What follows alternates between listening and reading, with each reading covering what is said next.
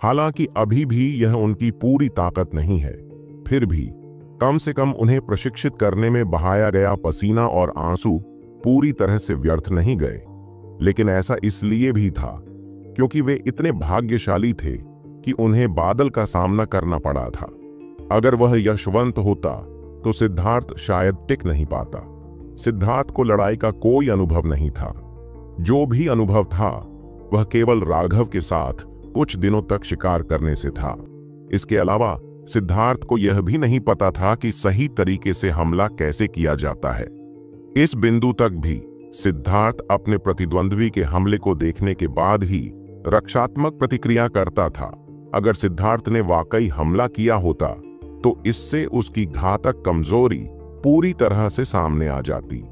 लेकिन बादल के हमलों की जंगली श्रृंखला ने वास्तव में सिद्धार्थ की कमजोरियों को छिपा दिया था। यदि वह यशवंत होता तो वह निश्चित रूप से अपने प्रतिद्वंद्वी पर घातक प्रहार करने से पहले उसकी कमजोरियों को जांचता। लेकिन बादल को सिद्धार्थ के बारे में कोई जानकारी नहीं थी। अन्यथा सिद्धार्थ में चाहे कितनी भी ताकत क्यों न हो, वह शायद सिर्फ एक दो मुठभेड़ों में ही हार जाता। बादल को यह देखकर गुस्सा आया कि सिद्धार्थ ने हमला करने के बजाय सिर्फ बचाव किया। असल में उसे गुस्सा भी आया। उसे लगा कि सिद्धार्थ उसके साथ खेल रहा है। उसके हमले और भी ज्यादा आक्रामक होते गए। पलक झपकते ही 1 दर्जन आदान प्रदान हो गए। लेकिन राघव को आश्चर्य हुआ कि सिद्धार्थ का युद्ध कुल्हाड़ी चलाने का कौशल वास्तव में बढ़ रहा था। वह अब नौसिखिया नहीं लग रहा था। जब बात युद्ध कुल्हाड़ी तकनीक या कौशल की आती थी तो राघव ने सिद्धार्थ को कभी भी एक भी नहीं सिखाया था। ऐसा इसलिए था क्योंकि अगर उसने सिखाया भी होता तो वह बेकार होता। और इसके अलावा ऐसा नहीं था कि राघव उनमें से किसी को भी जानता हो। सिद्धार्थ में युद्ध के प्रति एक तरह की सहज प्रवृत्ति थी। जैसे जैसे युद्ध आगे बढ़ता गया वह वास्तव में चीजों को अपने आप समझने लगा। यह ऐसा था जैसे उसके शरीर को साधना की आवश्यकता नहीं थी और वह स्वतः ही संसार से आध्यात्मिक ऊर्जा को अवशोषित कर लेता था। यह देखकर कि सिद्धार्थ बादल के मूसलाधार प्रहारों के बावजूद खुद को संभालने में सक्षम था, राघव ने अपनी किस्मत को धन्यवाद दिया। बादल की किस्मत वाकई बहुत खराब थी। उसे वास्तव में सिद्धार्थ ने दबा दिया था, जिसे लड़ाई का कोई अनुभव नहीं था। उसकी तलवार का ध्यान कौशलपूर्ण तकनीकों पर नहीं बल्कि प्रतिद्वंद्वी को कुचलने के लिए क्रूर बल का उपयोग करने पर था। दुर्भाग्य से इसका परिणाम यह हुआ कि सिद्धार्थ की ताकत के आगे वह उस तरह की शक्ति प्रदर्शित करने में असमर्थ था। अगर यह कोई और विशेषज्ञ होता जो नरम तकनीकों में कुशल होता तो सिद्धार्थ को जल्दी ही हरा दिया जाता। दुनिया वाकई अद्भुत थी।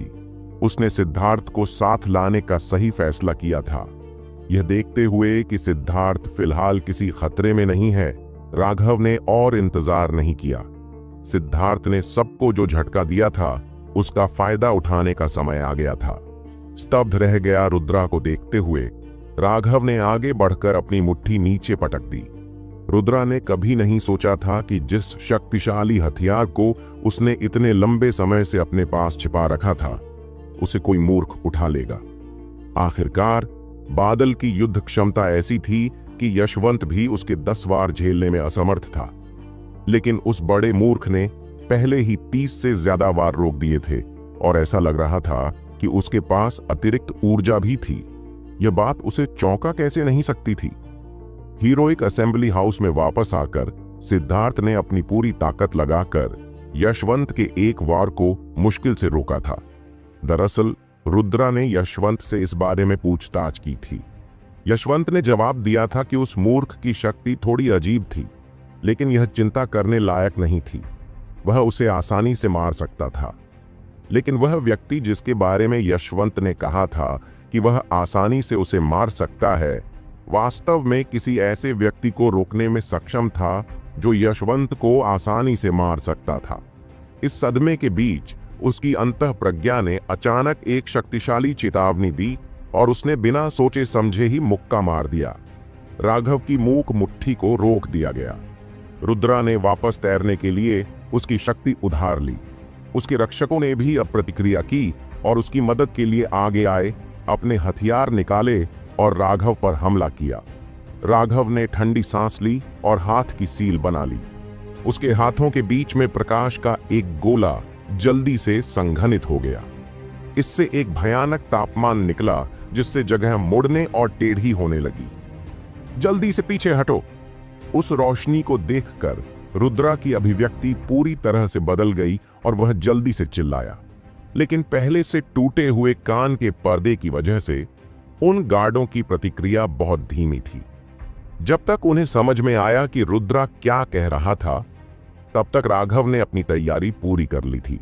उसके हाथ में अंडे के आकार की रोशनी की गेंद बाहर निकली और पीछे रोशनी की एक किरण छोड़ गई।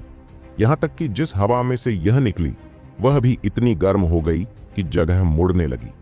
प्रकाश का वह गोला सीधे पहरेदारों के समूह के बीच में जाकर फट गया, जिससे वे एक भयानक लाल रंग की ज्वाला में घिर गए। जब भयावह आग 30 मीटर तक फैल गई और उसके बीच मौजूद हर एक गार्ड को अपनी चपेट में ले लिया, तो करुण चीखें गूंज उठीं।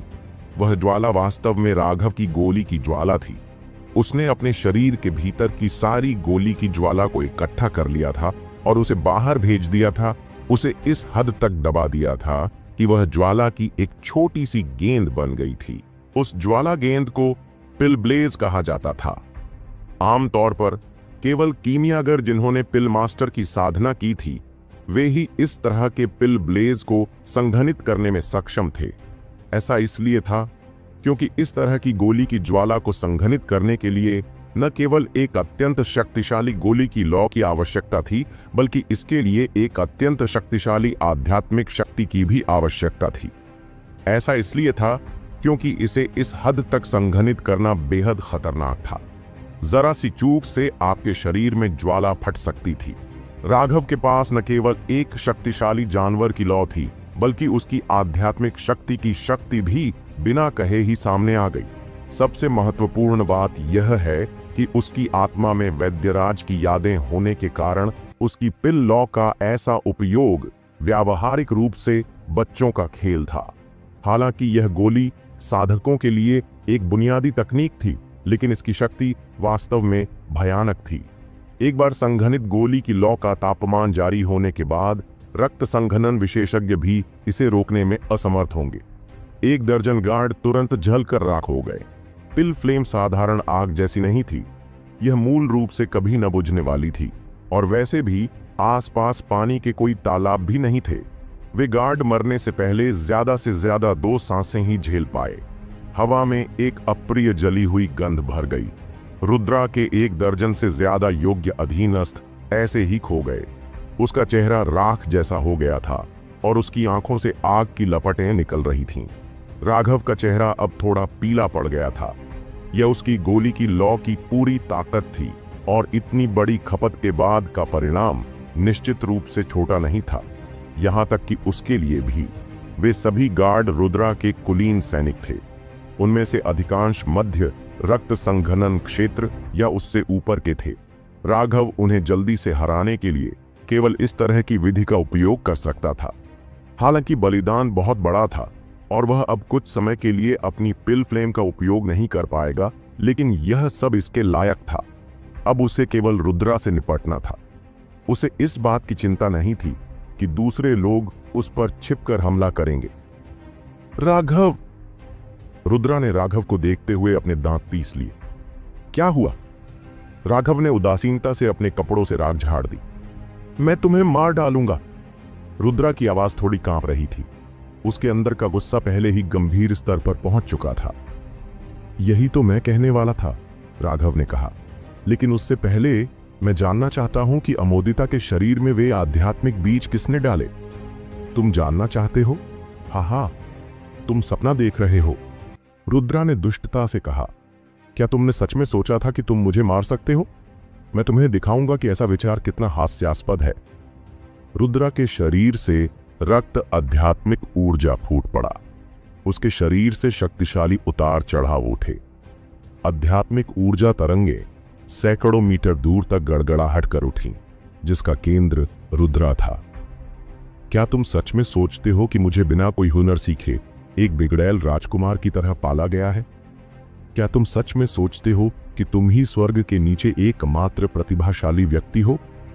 आज मैं तुम जैसे मूर्ख को यह सिखाऊंगा कि तुम कितने मूर्ख हो। इस सबक की कीमत तुम्हारी जान होगी। इस समय रुद्रा की पूरी आभा फूट पड़ी थी। उसके शरीर से चौंकाने वाली आध्यात्मिक ऊर्जा तरंगे निकल रही थीं और उसकी रक्त आध्यात्मिक ऊर्जा शिखर तक संघनित हो गई थी। उसके दबाव के कारण सांस लेना मुश्किल हो गया था। आप रक्त संक्षेपण के चरम पर हैं। राघव ने सिर हिलाया। जैसा कि उसने उम्मीद की थी, रुद्रा के पास अभी भी छिपे हुए कार्ड थे। कोई आश्चर्य नहीं कि राघव को पूरे दिन कुछ बेचैनी महसूस हुई। उसे लगभग ऐसा लगा जैसे कोई बड़ी आपदा उसके ऊपर आने वाली है। एक शीर्ष रक्त संक्षेपण विशेषज्ञ सबसे मजबूत प्रतिद्वंद्वी था जिसका सामना राघव ने आज तक किया था। लेकिन कोई बात नहीं, राघव रुद्रा को मारने के लिए कोई भी कीमत चुकाने को तैयार था। यह सिर्फ इसलिए नहीं था क्योंकि रुद्रा के उसके खिलाफ साजिशों में भागीदार होने की बहुत संभावना थी। मुख्य बात यह थी कि उसने राघव के दिल की सबसे महत्वपूर्ण बात को छू लिया था। अमोदिता के बारे में सोचते हुए, जो शाही महल में अकेले कैद था, राघव की हत्या की मंशा बढ़ गई। मर जाओ, रुद्रा ने गुस्से से दहाड़ते हुए कहा। जमीन पर पैर पटकते हुए वह राघव की ओर बढ़ा। जिस जमीन पर उसने पैर रखा था वह वास्तव में एक बड़े गड्ढे में धंस गई। उसी समय एक क्रूर आध्यात्मिक ऊर्जा ने राघव को पूरी तरह से जकड़ लिया। इसका मतलब था कि रुद्रा एक विशेषज्ञ था जिसने जीवन और मृत्यु की लड़ाई के माध्यम से खुद को संयमित किया था। रुद्रा को आक्रमण करते हुए देखकर राघव ने अपनी मुट्ठियां कस ली। उसके काले बाल धीरे धीरे हवा में लहराने लगे। उसकी आंखें दो तेज ब्लेड की तरह थीं। उसके शरीर में चक्रवात तेजी से घूमने लगे और उसने एक मुक्का मारा। धमाका, एक बहुत बड़ा धमाका हुआ। रुद्रा लड़खड़ाकर पीछे हट गया। उसने कभी नहीं सोचा था कि वर्तमान राघव यशवंत को मारने के समय से भी ज्यादा शक्तिशाली होगा। अभी तक उसके मुक्के का जरा भी असर नहीं हुआ था। राघव का पैर पहले से ही उसके पेट की ओर बुरी तरह से वार कर रहा था। रुद्रा ने ठंडी सांस ली। अपने झटके को दबाते हुए उसका दाहिना हाथ ब्लेड की तरह हो गया जिसने बेरहमी से राघव के पैर पर वार किया। एक और धमाके के साथ वे दोनों 2 कदम पीछे हट गए। रुद्रा को बहुत धक्का लगा। राघव सच में एक सनकी था। हीरोइक असेंबली हाउस में वापस आकर वह सिर्फ एक हाथ से उसका कत्ल कर सकता था। लेकिन हर बार जब वह उसे देखता तो राघव का साधना आधार चौंकाने वाली गति से बढ़ जाता। अब वह वास्तव में एक शीर्ष रक्त संघनन विशेषज्ञ के बराबर लड़ सकता था। इससे उसे बहुत गुस्सा आया, लेकिन यह डरावना भी था। अगर यह इसी तरह चलता रहा तो जल्द ही या बाद में वह सनकी व्यक्ति ऐसा बन जाएगा जिसे वह अब और दबा नहीं पाएगा। गुस्से से चीखते हुए रुद्रा की रक्त आध्यात्मिक ऊर्जा वास्तव में पूरी तरह से गायब हो गई क्योंकि उसने आगे की ओर मुक्का मारा। उसकी मुट्ठी तुरंत खूनी रंग से भर गई। उस एक मुक्के ने वास्तव में उसके पूरे शरीर की रक्त आध्यात्मिक ऊर्जा को इकट्ठा कर लिया था। उसमें से खूनी गंध आ रही थी। रक्त इकट्ठा करने वाली मुट्ठी। जब राघव ने रुद्रा का मुक्का देखा तो उसे लगा कि उसका सिर सुन्न हो गया है। यह एक ऐसा डर था जो उसके अंदर से आ रहा था। उस भयानक मुक्के से निश्चित रूप से उसके लिए जानलेवा खतरा था। उसने उम्मीद नहीं की थी कि रुद्रा इतनी जल्दी इतनी भयानक चाल चलेगा। उसका फेंक फू सितारा तुरंत सक्रिय हो गया। आध्यात्मिक ऊर्जा की एक धारा उसके फेंक फू सितारे से उसके डेंटियन तक बह गई। उसके डेनेटियन में 12 विशाल चक्रवात तुरंत तेजी से बढ़े और भी तेजी से घूमने लगे। उसके 300 मीटर के भीतर की आध्यात्मिक ऊर्जा तुरंत उसके द्वारा अवशोषित कर ली गई। आध्यात्मिक ऊर्जा संघनन के 12वें स्तर में प्रवेश करने के बाद यह पहली बार था जब उसने अपनी पूरी ताकत का इस्तेमाल किया था। ज्वाला मेघ पाम, एक धीमी सी चीख के साथ उसने अपनी हथेली भी बाहर फेंकी। उसकी ज्वाला से ढकी हथेली रुद्रा की मुट्ठी से टकराई। धमाका, जमीन फट गई और चट्टानें हर जगह बिखर गईं।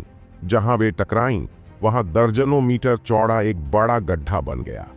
राघव को लगा कि उसका पेट बार बार उलट पुलट हो रहा है। खून की उल्टी करते हुए वह वापस उड़ गया। उसकी मुट्ठी से एक दर्दनाक जलन सी महसूस हुई। उसके हाथ पर खून का रंग दिखाई देने लगा था और वह उसकी बांह तक फैल रहा था। उसके चेहरे पर भाव बदल गए और उसने जल्दी से एक एंटीटॉक्सिन की गोली निगल ली। रुद्रा की मुट्ठी में खून का जहर था। उस एक आदान प्रदान से जहर ने राघव के हाथ पर हमला कर दिया था। अभी अभी राघव ने सहज रूप से फ्लेम क्लाउड पाम का इस्तेमाल किया था, न कि ब्रेकिंग विंड फिस्ट का। अब वह अपने अंतर्मन को खुश करने से खुद को नहीं रोक सका। सौभाग्य से उसकी सहज प्रवृत्ति वास्तव में दुर्जेय थी। अभी अभी पिल ब्लेज का इस्तेमाल करने के कारण उसकी ज्वाला ऊर्जा लगभग पूरी तरह खत्म हो चुकी थी। फ्लेम क्लाउड पाम ने अभी अभी बची हुई ज्वाला ऊर्जा का भी आखिरी अंश इस्तेमाल कर लिया था, लेकिन यह वास्तव में ज्वाला ऊर्जा के उस निशान की वजह से था कि रक्त का अधिकांश जहर उसके शरीर के बाहर ही रुक गया था। अगर उसने इसके बजाय ब्रेकिंग विंड फिस्ट का इस्तेमाल किया होता तो उसकी शक्ति थोड़ी बढ़ जाती, लेकिन वह इस बिंदु पर हिलने में असमर्थ होता। रक्त विष का अधिकांश भाग नष्ट कर देने और विष निरोधक गोली लेने के बावजूद उसका पूरा हाथ रक्त विष से क्षत विक्षत हो गया था। इससे सुन्नपन और खटास जैसा एहसास हुआ। राघव पूरी तरह हिल गया था। रुद्रा पूरी तरह से क्रोधित था। राघव का पूरी ताकत से प्रहार बेहद भयानक था। इसने वास्तव में उसका हाथ पूरी तरह से तोड़ दिया था। अभी जो चीज उसे सबसे ज्यादा गुस्सा दिला रही थी वह थी राघव की मुट्ठी पर लगी ज्वाला ऊर्जा। इसने वास्तव में रक्त के अधिकांश विष को फैला दिया था, जिसे गाढ़ा करने के लिए उसने अपनी पूरी रक्त आध्यात्मिक ऊर्जा का इस्तेमाल किया था। एक ठंडी रोशनी चमकी। राघव के बाएं हाथ में एक लंबा ब्लेड दिखाई दिया। रुद्रा के सिर पर वार करते हुए एक सीटी जैसी आवाज सुनाई दी। रुद्रा हैरान था। उसे उम्मीद नहीं थी कि राघव पर रक्त के जहर का कोई असर नहीं होगा और वह इतनी जल्दी हमला कर देगा। भले ही वह अपनी अंगूठी से हथियार निकालना चाहता था, लेकिन तब तक बहुत देर हो चुकी थी। वह जल्दी से एक तरफ लुढ़क गया। ब्लेड की तेज धार रुद्रा के गाल के ठीक पास से गुजरी, इतनी करीब से कि उसे उसकी ठंडक भी महसूस हो रही थी। वह अभी एक घातक हमले से बचने में सफल ही हुआ था कि उसने देखा कि राघव ने फिर से उसके गले पर वार किया। इस समय पीछे हटने का कोई रास्ता नहीं था। अब और नहीं बचते हुए उसने राघव के डेंटियन की ओर एक लात मारी। डेंटियन खेती के आधार का स्थान था। यदि इसे क्षतिग्रस्त कर दिया जाता तो व्यक्ति स्थायी रूप से अपंग हो जाता। यह कोर पर हमला करके हमले से राहत पाने की एक रणनीति थी। हमलावर को हमला करना छोड़कर बचाव करना पड़ता। यह बहुत सरल और प्रभावी था, लेकिन उसे आश्चर्य इस बात पर हुआ कि राघव को उस किक की कोई परवाह नहीं थी और वह अभी भी वार करता रहा। नहीं! राघव का पागलपन निश्चित रूप से उसकी उम्मीदों से कहीं ज्यादा था। राघव इस अवसर को हाथ से जाने देने के बजाय अपंग बनकर उसे मार डालना ज्यादा पसंद करेगा। उसके लिए रणनीति बदलने में पहले ही बहुत देर हो चुकी थी। उसके अंदर अंतहीन भय भर गया था। राघव की आंखें बर्फीली ठंडी थीं, उनमें जरा सी भी भावना नहीं थी। वह बिल्कुल एक निर्दयी वध करने वाले देवता की तरह था। उसे जरा भी संदेह नहीं था। उसका ब्लेड बेरहमी से वार कर रहा था। एक ही समय में कटने और टकराने की आवाजें गूंजी। खून बहने लगा। एक सिर जमीन पर लुढ़क गया और एक आकृति उड़ गई। रुद्रा की किक ने उसकी पूरी ताकत को रोक दिया था। राघव दर्जनों मीटर दूर उड़ गया और फिर रुकने से पहले 1 दर्जन मीटर तक जमीन पर लुढ़कता रहा।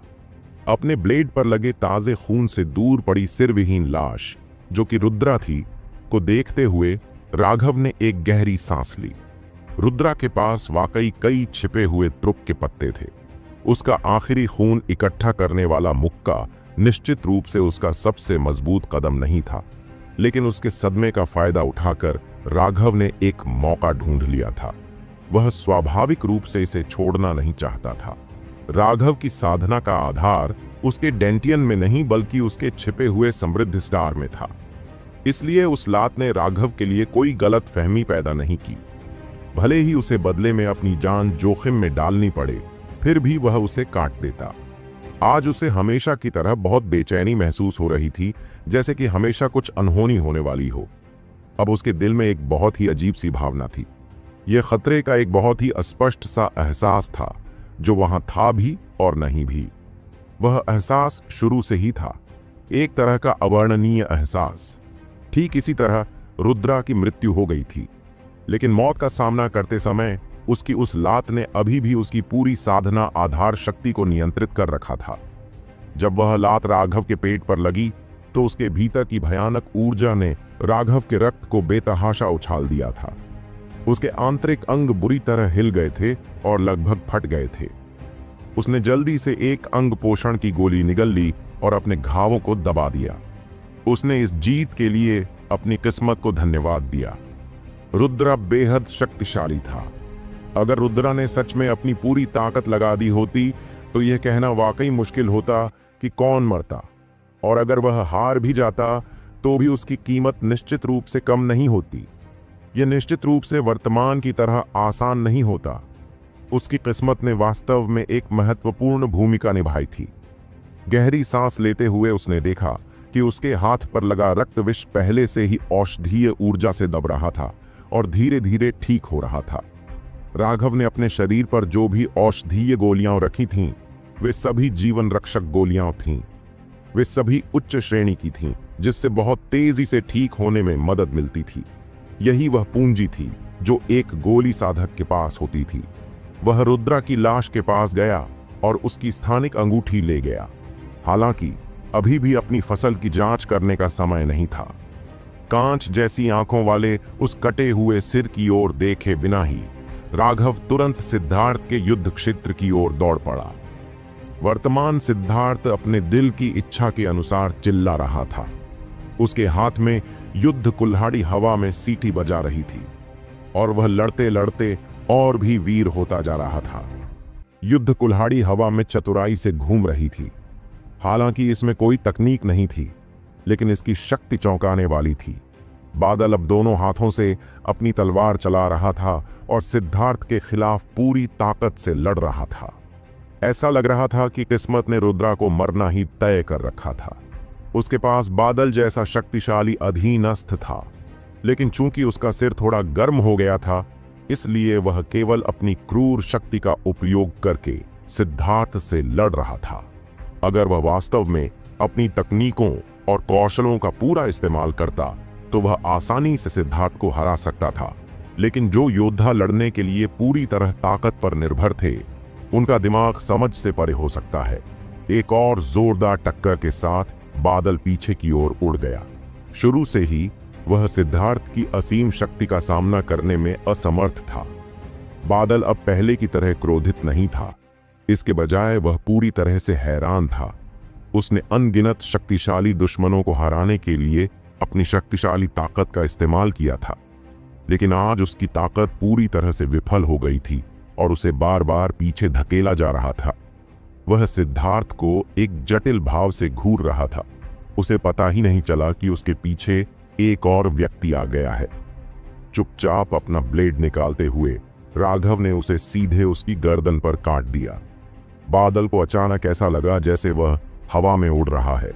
उसकी पहली प्रतिक्रिया यह थी कि उसे कूदने की याद नहीं है, लेकिन जब उसने नीचे देखा तो उसने पाया कि उसका शरीर अभी भी पहले की तरह जमीन पर था।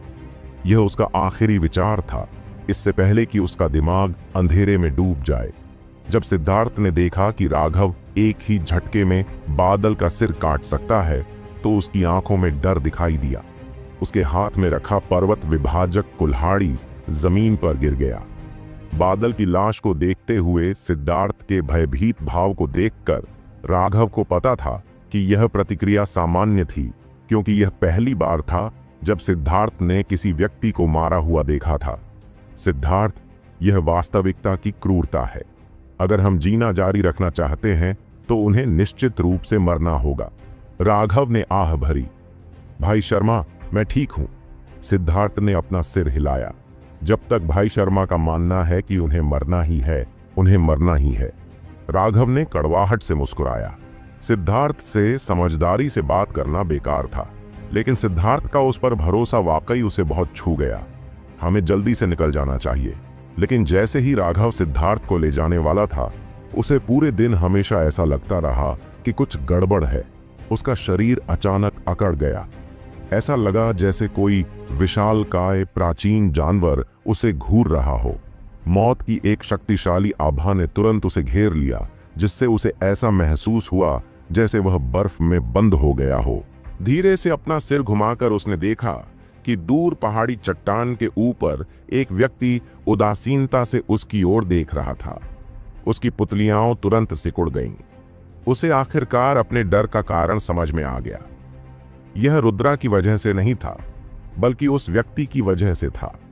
उस व्यक्ति ने हल्के से 2 बार ताली बजाई और प्रशंसा में कहा, आध्यात्मिक ऊर्जा कंडेंसेशन के सिर्फ एक साधना आधार के साथ आप लगातार रक्त संघनन विशेषज्ञों को मारने में सक्षम थे, और उनमें से एक वास्तव में रक्त संघनन के शिखर पर था।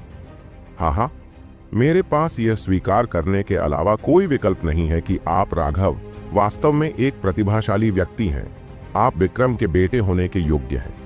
वह आवाज कोमल और स्त्रैण थी, राजेश की आवाज। वह एक चट्टान पर खड़ा था और घमंड से राघव को देख रहा था। वह बिल्कुल एक तेंदुए की तरह था जो अपने शिकार का पीछा कर रहा था। राघव का दिल दहल गया। कोई आश्चर्य नहीं कि उसे लगातार ऐसा लग रहा था जैसे कि तबाही बस एक कदम दूर है। उसने वास्तव में राजेश का ध्यान आकर्षित कर लिया था। जाहिर है राजेश बहुत पहले ही आ चुका था। वह रुद्रा को मारने से पहले तक बस खुद को छुपा रहा था। एक जाल। राघव को तुरंत एहसास हो गया कि राजेश उसे मारने आया है। क्या चौथे राजकुमार ने तुम्हें यहां भेजा है? राघव ने जमीन पर पड़ी तलवार को उसके हाथ में थमा दिया। वह बादल का हथियार था। इतने भारी हथियार से उसे थोड़ी सुरक्षा का एहसास हुआ। राजेश आश्चर्यचकित हुआ, लेकिन तुरंत उदासीनता से हंसा। आप क्या सोचते हैं? राघव ने अपना सिर हिलाया और आह भरते हुए कहा, मैं वाकई मूर्ख था जो मुझे लगा कि मैं चतुर हूं। मुझे वास्तव में एहसास ही नहीं हुआ कि चौथे राजकुमार के शब्द कितने सोच समझ कर कहे गए थे। आप इस बात पर क्यों आश्वस्त हैं कि चौथे राजकुमार ने मुझे यहां भेजा है, न कि मैं अपनी इच्छा से यहां आई हूं? तुम पिछली बार की उस छोटी सी बात के लिए मुझ पर अपना गुस्सा निकालने यहां नहीं आए। अगर तुम ऐसा करते तो तुम राजेश नहीं होते। धैर्यपूर्वक प्रतीक्षा करना ही तुम्हारी सबसे बड़ी खूबी है, अन्यथा तुम बहुत पहले ही मेरे पिता द्वारा मारे जा चुके होते। राघव की आवाज पूरी तरह से स्थिर थी। उसके दिमाग में कई दृश्य घूमने लगे। राजेश के शब्दों से उसे अब यकीन हो गया था कि चौथा राजकुमार उसे मरवाना चाहता था। यदि उसने यह मान लिया कि यह चौथा राजकुमार था जो शुरू से ही शर्मा परिवार को प्रताड़ित कर रहा था, तो उसने वास्तव में रुद्रा की हत्या करने के लिए उसे प्रेरित करने की गहरी साजिश रची थी। सबसे पहले नीलामी में उसने जानबूझकर उसे उस व्यक्ति को पहचानने दिया था जिसने कैलाश की हत्या की थी।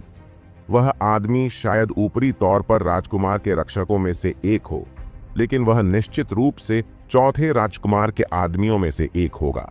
उसने ऐसा इसलिए किया था ताकि राघव की नफरत राजकुमार पर हावी हो जाए, और फिर जब वह अमोदिता से मिलने गया तो उसने उसकी मदद कर दी। उसे यह बताकर कि उसने शर्मा परिवार के मामले की जांच की है और ऐसा अभिनय किया जैसे कि वह कुछ भी कहने की हिम्मत नहीं कर रहा है। उसने चुपके से और अस्पष्ट रूप से छिपे हुए दुश्मन की ओर इशारा किया जो कि राजकुमार था। शुरू में राघव ने उस पर केवल आधा विश्वास किया था, लेकिन जब चौथे राजकुमार ने रुद्रा के प्रस्थान और वह क्या रास्ता अपनाएगा इस बारे में बात की थी, तो उसने तुरंत राघव की सोच को वहां ला दिया था। उस समय राघव ने इस संभावना पर विचार किया था कि वह रुद्रा को मारने के लिए उसे उधार लेने की योजना बना रहा था, लेकिन अमोदिता के लिए वह इसमें कूदने के लिए तैयार था, भले ही यह एक जाल हो। अगर उसकी योजना रुद्रा द्वारा उसे मार डालने की थी, तो सबसे बुरी स्थिति यह होगी कि वह कीमियागर संघ में भाग जाए और ग्रैंड मास्टर संजय के पास शरण ले।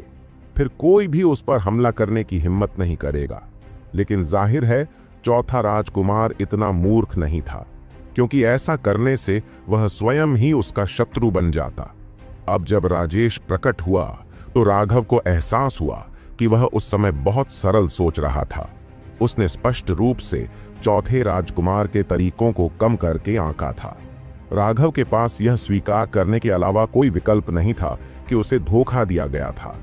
चौथा राजकुमार वास्तव में उसके विचारों को गंदा करने और उसे इस तरह से धोखा देने में सक्षम था।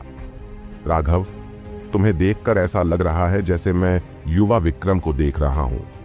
तुम में भी वही जोश और होशियारी है।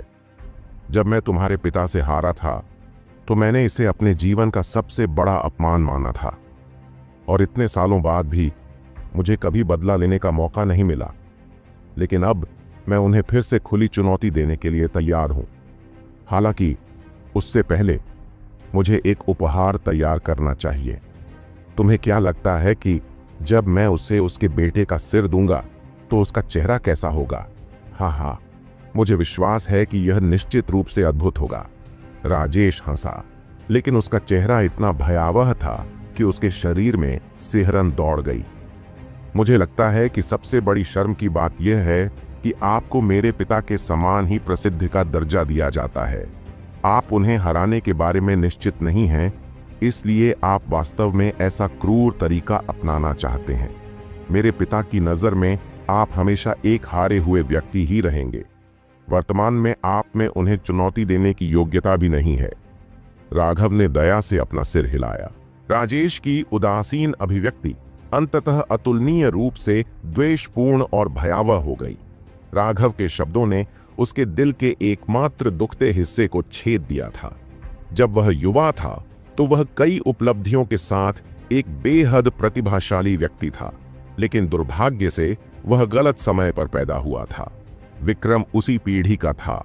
उसने कई बार विक्रम को चुनौती दी थी, लेकिन सभी बार उसे हार का सामना करना पड़ा था। आखिरी लड़ाई में तो उसने विक्रम के हाथों अपनी एक उंगली खो दी थी। तब से राजेश ने कटुतापूर्वक साधना शुरू कर दी थी। वह और भी अधिक काला और स्त्रैण होता गया। हालांकि बाद में वह फेनिक्स क्राई के शीर्ष 3 विशेषज्ञों में से एक बनने के लिए टेंडन ट्रांसफॉर्मेशन क्षेत्र में भी आगे बढ़ा, लेकिन वह विक्रम से मिली करारी हार को कभी नहीं भूल सका। एक बार जब वह मध्य टेंडन परिवर्तन क्षेत्र के शिखर पर पहुंच गया तो उसे अचानक पता चला कि उसकी कटी हुई उंगली ने उसे बुरी तरह से क्षतिग्रस्त कर दिया है और वह अंतिम टेंडन परिवर्तन क्षेत्र में कदम रखने में असमर्थ था। विक्रम के प्रति उसकी नफरत और भी बढ़ गई। अब संयोग से उसे मांस की हड्डी को फिर से बनाने की गोली मिल गई थी और उसकी उंगली फिर से बन गई थी। इससे उसे आखिरकार टेंडन परिवर्तन के 7वें स्वर्ग चरण में प्रवेश करने की अनुमति मिल गई थी, जो इसके अंतिम चरण में प्रवेश कर रहा था। यही कारण था कि वर्तमान राजेश बहुत उत्साहित था। उसने तय किया कि इस बार वह निश्चित रूप से विक्रम को मार देगा, अपनी शर्म मिटा देगा। लेकिन हालांकि वह टेंडन परिवर्तन क्षेत्र में आगे बढ़ चुका था, शर्मा त्यानक स्याओ उसका दिल शैतान था और वह जीत के बारे में अनिश्चित था। सौभाग्य से अब उसके पास राघव को मारने का मौका था। अगर वह राघव के सिर का इस्तेमाल विक्रम को क्रोधित करने के लिए करता तो उसकी जीत की संभावना निश्चित रूप से बढ़ जाती। अब राघव ने अपना लक्ष्य बताने के लिए सिर्फ एक वाक्य का इस्तेमाल किया था, जिससे वह अपमान से क्रोधित हो गया। वह बिल्कुल एक पाखंडी की तरह था जिसका मुखौटा दूसरों ने फाड़ दिया था। उसकी आंखों से हत्या की मंशा बह रही थी। क्या मैंने किसी दुखती रग पर हाथ रख दिया? क्या तुम्हें अपना चेहरा दिखाने में शर्म आती है? तो बस अपना सिर चट्टान में पटक दो और सब ठीक हो जाएगा, राघव ने सलाह दी। हालांकि उसके शब्द हल्के थे, लेकिन तलवार पर उसकी पकड़ मजबूत हो गई। साथ ही उसके चक्रवात धीरे धीरे घूमने लगे और उसकी सारी नसें कस गईं। तुम कमीने, मर जाओ! राजेश ने गुस्से से दहाड़ लगाई और आधे आसमान पर ठंडी बिजली जैसी रोशनी दिखाई दी। जब तक राघव को कुछ समझ में आया, वह यह देखकर हैरान रह गया कि राजेश पहले ही उसके सामने आ चुका था और उसकी गर्दन पर तलवार रखी हुई थी। हालांकि राघव बहुत पहले से ही उसके खिलाफ चौकन्ना था, फिर भी उसने कभी नहीं सोचा था कि राजेश की गति इतनी भयानक थी। जैसे ही वह थोड़ा आगे बढ़ा, वह पहले ही उसके सामने आ गया था, लेकिन उसने खुद को इसके लिए पहले से ही तैयार कर लिया था। अगर राजेश मजबूत नहीं होता तो वह अपने पिता के साथ साम्राज्य के शीर्ष 3 विशेषज्ञों में से एक के रूप में कैसे सूचीबद्ध हो सकता था। राघव का दिल पूरी तरह से शांत था जब उसने देखा कि तलवार उसकी गर्दन पर वार कर रही है। उसका सारा डर दूर हो गया था। वह एक खास तरह की स्थिति में पहुंच गया था। राजेश की तलवार पर जरा भी ध्यान न देते हुए उसकी शक्ति का विस्फोट हुआ और उसने अपने हाथ में पकड़ी तलवार को राजेश की कमर पर मार दिया। तलवार असाधारण रूप से भारी थी, लेकिन अब जब उसके पास 12 चक्रवात थे तो उसकी शारीरिक शक्ति अकल्पनीय स्तर पर पहुंच गई थी। राघव के लिए यह कोई समस्या नहीं थी। हवा सीटी बजा रही थी। वर्तमान राघव अब कुछ भी रोकने की हिम्मत नहीं कर पा रहा था। अपनी पूरी ताकत से उस तलवार से वार करते हुए ऐसा लग रहा था मानो अंतरिक्ष भी कट गया हो। राजेश ने स्पष्ट रूप से उम्मीद नहीं की थी कि राघव मौत से इतना बेखौफ होगा। यह स्पष्ट रूप से एक ऐसा हमला था जिससे दोनों पक्षों को नुकसान उठाना पड़ा, लेकिन यह इतना बुनियादी तरीका होने के बावजूद इसने उसके हमले को पूरी तरह से ध्वस्त कर दिया। उसके हाथ में तलवार केवल 3 फीट लंबी थी, जो एक मानक तलवार की लंबाई है, लेकिन राघव की तलवार 7 फीट लंबी थी। अगर उनके हमले इसी तरह जारी रहे तो नतीजा यह होगा कि उसकी तलवार राघव के गले को चीरती हुई निकल जाएगी, लेकिन राघव की तलवार उसके शरीर को भी चीर देगी। चाहे वह कितना भी घमंडी क्यों ना हो, वह कभी भी अपने शरीर का इस्तेमाल करके राघव की तलवार को रोकने की हिम्मत नहीं कर सकता था। यहां तक कि उसके जैसा टेंडन ट्रांसफॉर्मेशन विशेषज्ञ भी ऐसा करने में असमर्थ था। उसके पास अपना हमला छोड़ने के अलावा कोई विकल्प नहीं था। अपने शरीर को मोड़ते हुए वह तलवार को सिर्फ 1 इंच के अंतर से चकमा देते हुए पीछे की ओर तैर गया। हालांकि राघव को ऐसा लग रहा था कि वह अपनी जान की कीमत पर भी राजेश को गिराने की योजना बना रहा था, लेकिन सच्चाई यह थी कि उसे यकीन था कि अगर वह चकमा देता तो राजेश उसका फायदा उठाना जारी रखता। अगर वह राजेश को लगातार हमला करने देता तो वह अपनी हार को और तेज कर देता। राजेश को पीछे हटते देख राघव ने गर्जना की। उसकी आवाज गरजने जैसी थी। उसकी तलवार की धार अचानक रुक गई और सीधे राजेश के पेट पर वार करने लगी। राजेश ने अभी अभी चकमा दिया था कि उसने देखा कि राघव ने अचानक हमला बदल दिया। उसके हाव भाव थोड़े बदल गए। आखिरकार वह तलवार आश्चर्यजनक स्तर तक भारी थी। राजेश ने पहले ही यह देख लिया था और इसीलिए उसने उसे सीधे लेने की हिम्मत नहीं की, लेकिन इतनी भारी तलवार को राघव ने इतनी आसानी से नियंत्रित कर लिया था। वह अपनी हरकतों के बीच में भी हमले बदलने में सक्षम था। इसका मतलब था कि राघव की शारीरिक शक्ति पहले ही भयानक स्तर पर पहुंच चुकी थी। यह तो बस क्रूर बल है। राजेश ने ठंडी सांस ली। उसकी तलवार हवा में लहराई और राघव की तलवार पर जोरदार वार किया। हर जगह चिंगारियां फूट पड़ी। राघव को झटका लगा कि उसके पूरे जोर के हमले को राजेश की तलवार ने किनारे कर दिया, जिससे उसकी तलवार राजेश के शरीर के पास से गुजरते हुए सिर्फ हवा में जा गिरी। इससे भी महत्वपूर्ण बात यह है कि उसने इतना बल प्रयोग किया था कि राजेश की तलवार के वार के साथ राघव का शरीर भी उसकी तलवार के साथ आगे की ओर धकेल दिया गया था। राघव को अभी यह एहसास ही हुआ था कि वह कितनी भयावह स्थिति में फंस गया है। तभी राजेश की तलवार बिजली की गति से निकली और सीधे उसके पेट के एक महत्वपूर्ण बिंदु पर जाकर लगी। अपनी आत्मा के युद्ध अनुभव पर भरोसा करते हुए वह सहज रूप से मुड़ गया। राजेश की गति इतनी तेज थी कि वह बच नहीं सका। उसकी तलवार ने उसके पेट में खून से लथपथ छेद कर दिया। सौभाग्य से राघव की घुमाव की वजह से वह एक महत्वपूर्ण बिंदु चूक गया, लेकिन इससे पहले कि राघव सांस ले पाता, राजेश का दूसरा वार पहले ही आ चुका था। इस बार उसके गले पर। राघव का दिल जोरों से धड़क रहा था। टेंडन ट्रांसफॉर्मेशन विशेषज्ञ क्या होता है, उसके बराबर लड़ने का कोई तरीका नहीं था। राजेश के सामने राघव एक बच्चे की तरह था जिसमें जवाबी हमला करने की थोड़ी सी भी क्षमता नहीं थी। राजेश की तलवार की गति अकल्पनीय थी। अब उसके लिए बचने के लिए बहुत देर हो चुकी थी। वह केवल अपनी आंखें खोलकर देख सकता था कि तलवार उसके गले के पास कैसे पहुंच रही है।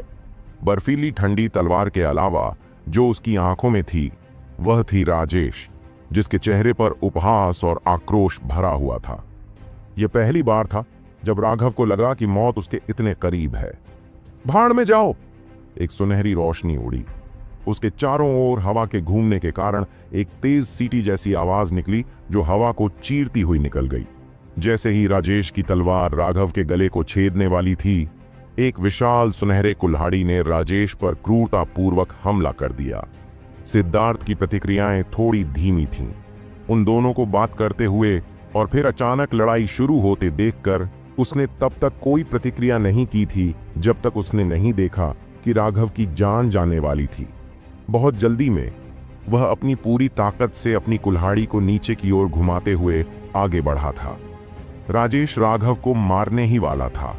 अचानक उसे लगा कि उसकी पीठ ठंडी हो गई है और उसे बहुत ज्यादा जानलेवा खतरा है। हालांकि वह थोड़ा अनिच्छुक था, लेकिन उसके पास राघव पर जानलेवा हमला छोड़ने और अपनी तलवार को सिद्धार्थ के युद्ध कुल्हाड़ी से भिड़ाने के अलावा कोई विकल्प नहीं था। सिद्धार्थ को दर्जनों मीटर पीछे हटना पड़ा और वह राजेश को देखकर सदमे में आ गया। राजेश के लिए भी यह आसान समय नहीं था, क्योंकि वह कई मीटर पीछे खिसक गया था। अभी अभी उसके तलवार के वार ने ज्यादातर शक्ति को दूर करने की तकनीक का इस्तेमाल किया था। हालांकि उसे फिर भी पीछे धकेल दिया गया, यहां तक कि उसका हाथ भी कुछ हद तक सुन्न हो गया था। वह वास्तव में इससे बहुत हिल गया था। सिद्धार्थ व्यावहारिक रूप से मानव रूप में एक जादुई जानवर था। अपनी जान बचाकर राघव ने जल्दी से सिद्धार्थ को कुछ बातें फुसफुसाकर बताईं और अंत में कहा, सिद्धार्थ, उससे निपटना बहुत मुश्किल है। हमें अपनी जान जोखिम में डालनी होगी। अपनी जान जोखिम में डालोगे? राजेश ने अपनी सुन्न हो चुकी बांह को रगड़ा और व्यंग्यात्मक लहजे में कहा, सिर्फ अपनी दिखावटी चालों और उस क्रूर बल के साथ तुम दोनों दूसरों की तुलना में बहुत शक्तिशाली हो सकते हो, लेकिन मेरे जैसे टेंडन ट्रांसफॉर्मेशन विशेषज्ञ के सामने तुम दोनों के पास जरा भी मौका नहीं है। राघव ने अपनी तलवार राजेश की ओर तान दी। हमारे पास मौका है या नहीं, यह तो हम कोशिश करने के बाद ही जान पाएंगे। राजेश को उन्हें मारने की कोई जल्दी नहीं थी। उसने अपनी तलवार को बैसाखी की तरह जमीन में घोंप दिया। वह उदासीनता से बोलने लगा, हालांकि मैं आपकी साधना के आधार को नहीं देख सकता, लेकिन आपके शरीर से रक्त आध्यात्मिक ऊर्जा का जरा सा भी निशान नहीं निकल रहा है। इसका मतलब है कि आप दोनों आध्यात्मिक ऊर्जा संघनन में हैं। मैं आपके पिता को एक उपहार भेज रहा हूं। मैं आपका उपकार करूंगा और आपको बताऊंगा कि हमारे बीच कितना बड़ा अंतर है। आध्यात्मिक ऊर्जा संघनन में आप स्वर्ग और पृथ्वी की आध्यात्मिक ऊर्जा को अपने शरीर में अवशोषित करते हैं, जिससे आप स्वर्ग और पृथ्वी की शक्ति का अपने लिए उपयोग कर सकते हैं। आप जो विकसित करते हैं वह आध्यात्मिक ऊर्जा है। रक्त संक्षेपण में आप अपने रक्त को शुद्ध करने के लिए स्वर्ग और पृथ्वी की आध्यात्मिक ऊर्जा का उपयोग करते हैं। यह आपको अपने शरीर को मजबूत करने की अनुमति देता है। आप जो साधना करते हैं वह शारीरिक शक्ति है। आध्यात्मिक ऊर्जा और शारीरिक शक्ति मिलकर एक महान शक्ति उत्पन्न करती है। हालांकि यह केवल योगात्मक है। एक बार जब आप टेंडन ट्रांसफॉर्मेशन तक पहुंच जाते हैं तो आपके शरीर की शारीरिक शक्ति विस्फोट हो जाती है और आध्यात्मिक ऊर्जा आपकी आत्मा को पोषण देती है। आपकी आध्यात्मिक ऊर्जा और भौतिक शरीर एक साथ पूरी तरह से विलीन हो जाते हैं। हालांकि टेंडन ट्रांसफॉर्मेशन में आध्यात्मिक ऊर्जा और शरीर द्वारा उत्पादित शक्ति अब योगात्मक नहीं है, बल्कि गुणात्मक है। यदि रक्त संघनन का मुकाबला स्तर 10+10 है, तो टेंडन ट्रांसफॉर्मेशन का मुकाबला स्तर 10 गुना 10 है। राघव की रूह कांप उठी। उसे पता था कि राजेश उन्हें यह जानकारी अच्छे से नहीं बता रहा था। वह उन्हें यह बता रहा था कि उनके बीच कितना बड़ा अंतर है, ताकि वे हार मान लें और निराश हो जाएं। हालांकि वह यह जानता था, फिर भी राघव का दिल भयभीत था। अगर उसने जो कहा वह सच था, तो उनके पास कोई मौका नहीं था। और उसकी शक्ति को नजरअंदाज करते हुए भी राजेश की अजीब हरकतें और उसकी बिजली जैसी तेज गति ही उसे चौंका देने के लिए काफी थी। यह बिल्कुल निराशाजनक स्थिति थी। कोई आश्चर्य नहीं कि चौथे राजकुमार ने उसके खिलाफ योजना बनाने की हिम्मत की थी। राघव को रुद्रा को मारना था और फिर राजेश उसे मार देगा। यह वास्तव में एक बहुत बड़ी योजना थी। सिद्धार्थ जाहिर तौर पर राघव जितना नहीं सोच रहा था। उसने केवल राजेश को घूर कर देखा। भाई शर्मा, वह क्या कह रहा है? योगात्मक और गुणात्मक, आध्यात्मिक ऊर्जा संघनन और रक्त संघनन क्या है? वह जो कहता है उसकी परवाह मत करो। याद रखो कि मैंने अभी तुमसे क्या कहा था। राघव ने शांति से उत्तर दिया। राजेश ने उदासीनता से राघव को देखा। क्या तुम सच में इस बिंदु पर अभी भी संघर्ष करना चाहते हो? क्या तुम्हें मेरी बात पर संदेह है? राघव ने उस पर अपनी तलवार उठाई और व्यंग्यात्मक लहजे में कहा, क्या तुम्हें लगा कि मैं यह नहीं देख पाऊंगा कि तुमने अपनी छाती पर एक फोटोग्राफिक जेड पहना हुआ है? तुम सिर्फ मेरे पिता के लिए मृत्यु से पहले मेरी निराशा की तस्वीर लेना चाहते हो, है ना? वह पहले बहुत घबराया हुआ था, लेकिन अब उसने देखा कि उसकी छाती पर एक अजीब सा जेड लगा हुआ था। उस जेड पर कई घुमावदार रेखाएं थीं। हालांकि राघव ने कभी शिलालेख कला का अध्ययन नहीं किया था, लेकिन उसने फोटोग्राफिक जेड के बारे में सुना था। उन पर शिलालेखों की वजह से वे तस्वीरें या छोटे वीडियो भी रिकॉर्ड कर सकते थे। हाँ, मुझे कभी उम्मीद नहीं थी कि तुम मेरी असलियत जान पाओगे। कितना बोरिंग है। राजेश ने हल्के से जेड को सहलाया। मैं वास्तव में उपहार के रूप में पूरी छवि भेजना चाहता था। सबसे पहले मैं तुम्हारा सिर उसे भेजूंगा, फिर मैं उसे तुम्हारी मृत्युशैया संघर्ष की छवि दिखाऊंगा। तभी मैं उस घृणा को दूर कर पाऊंगा जिसे मैंने इतने सालों से दबा रखा है। राघव ने हंसते हुए कहा, यह कैसी घटिया हरकत है। तुम वाकई एक घिनौने छोटे आदमी हो, आधा आदमी आधा औरत। तुम सिर्फ यही घिनौनी हरकतें करते हो। मेरे पिता तुम्हारी उंगली काट सकते थे, आज मैं तुम्हें दिखाऊंगा कि मैं तुम्हारा सिर भी काट सकता हूं।